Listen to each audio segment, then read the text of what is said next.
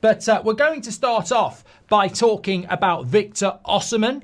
This is a story that's coming out this morning, and we can basically give you the update on what's happening with Osman. He's not coming to Man United for a start, and he's very highly likely to sign for Galatasaray. So reports coming in this morning from Turkey, funnily enough, that Manchester United do want Victor Osimhen and have asked him about a move to Manchester United, which would involve reduction in wages. However, the striker has rejected this, and Galatasaray are set to hold talks this week to finally finalise an agreement. In fact, this is what the Galatasaray vice president had to say about Osman. He said, Osman must decide as soon as possible. He always asks us for time. We respect that. He has a family too, but time does run out. We've made a much higher offer than European clubs, and at the moment we are not negotiating for other strikers. We are not thinking about plan B. We want Osimhen. We have already spoken to Napoli too. Our goal is to build a team that can compete with teams from all over the world,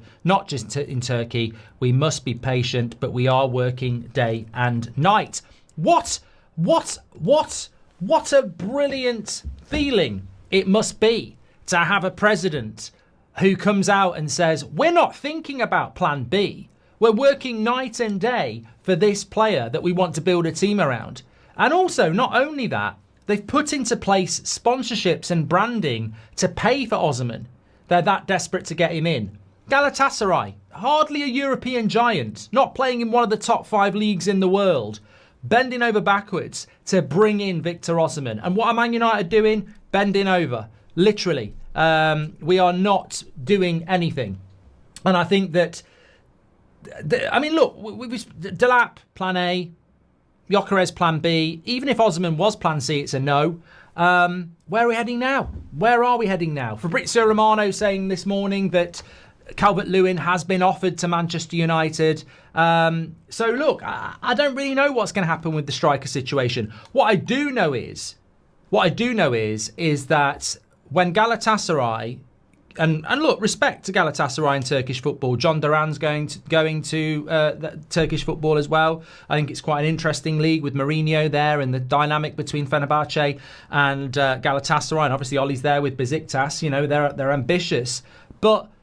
Hello everybody, today's clip is supported by Sleeper. Before we dive in, let me tell you a bit more about Sleeper. This app is making serious waves. It was the #1 downloaded sports app in the US during the NFL season, even beating heavyweights such as ESPN and Yahoo. Sleeper isn't just popular, it's because they truly deliver the best fantasy experience. You get deeper customization, more league options, and all the bells and whistles that make managing your fantasy team a blast. But that's not all. Sleeper is growing a fantastic community with several million people using it daily for their sports fix. Sleeper has a broad appeal and is genuinely built for everyone. So, if you're looking to up your fantasy game, make sure to check out Sleeper by clicking the link in the video description. Trust me, you won't regret it.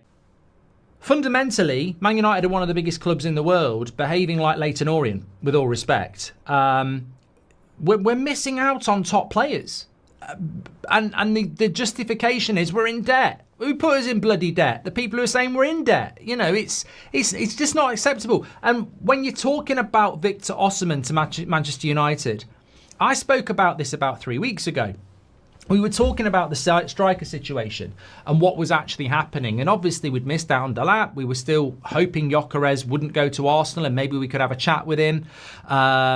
Basically what Man United did with Gyökeres is if you're in a bar, right, and there's somebody you quite fancy, but they're already in a conversation with somebody better looking than you, and that person's in a conversation and they're looking around whilst talking to them, you're sort of hoping that they're going to walk away and then you might be able to swoop in. And then they walk off out arm in arm and you think that's it. That's basically what Man United did. We were just waiting to see if we could pick up what somebody else didn't want, and that hasn't happened.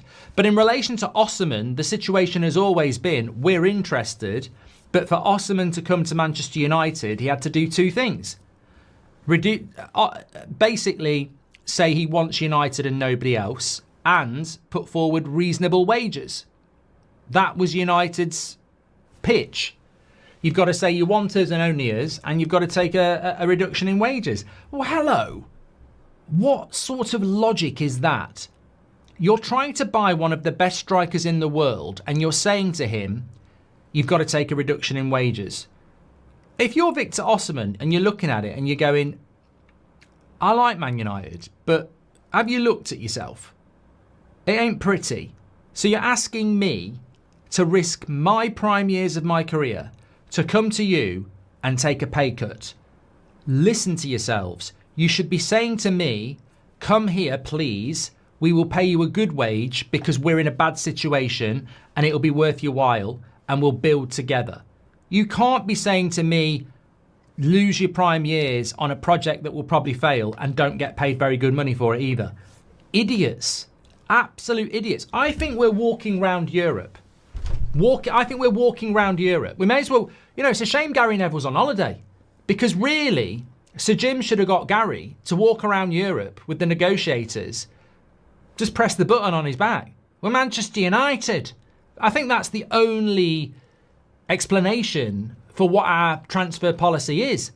We're Manchester United. And some people like Osman and Cunha will go, yes, it's Manchester United, it's a dream. And some people will go, look at yourselves. I'm not taking a pay cut to come and play for you lot. If you want me, you can pay a fair price. And this is where we're going wrong, because we spoke about this a few weeks ago. If Victor Osimhen's wage demands are 300 grand a week, we should be paying it. We simply should be paying it. And I know this is going to create a debate in the chat. I'm not bothered about that. That's not why I'm saying it. We should be paying the 300 grand a week for Osman for this reason. He could put you in the top 5. He could put you in the Champions League, and then you're going to earn £100 million for 1 year. So 300 grand a week compared to 200 grand a week is 100 grand a week. So 100 grand a week across a year is 5.2 million. You get 100 million for being in the Champions League. So the difference between paying a striker 200 grand a week and 300 grand a week is 5.2 million pounds. But if you get in the Champions League, you get 100 million pounds. So 5 million compared to 100 million. And we're going, no, we're already paying Bruno 300 grand a week. We're already paying Mount 250 grand a week. We should be there at the front of the queue saying our offer's 300 grand a week and you get to play in the Premier League for Manchester United. That's what we should do. And all these prats out there going, no, I agree with it. We can't pay the silly wages. He either comes here and plays for 150 grand a week or we don't bother. Well, you see what you get for 150k a week. You are paying for a striker.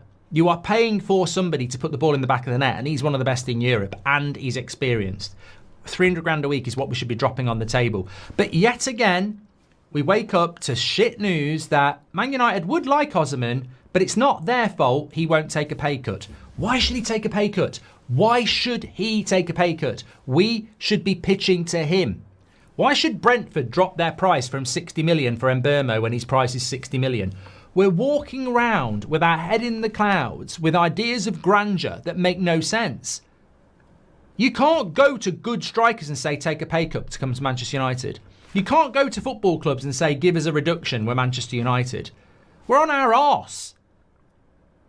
We're on our arse.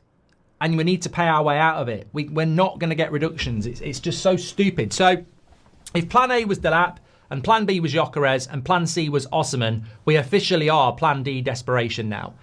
We'll have to just wait and see what the week brings.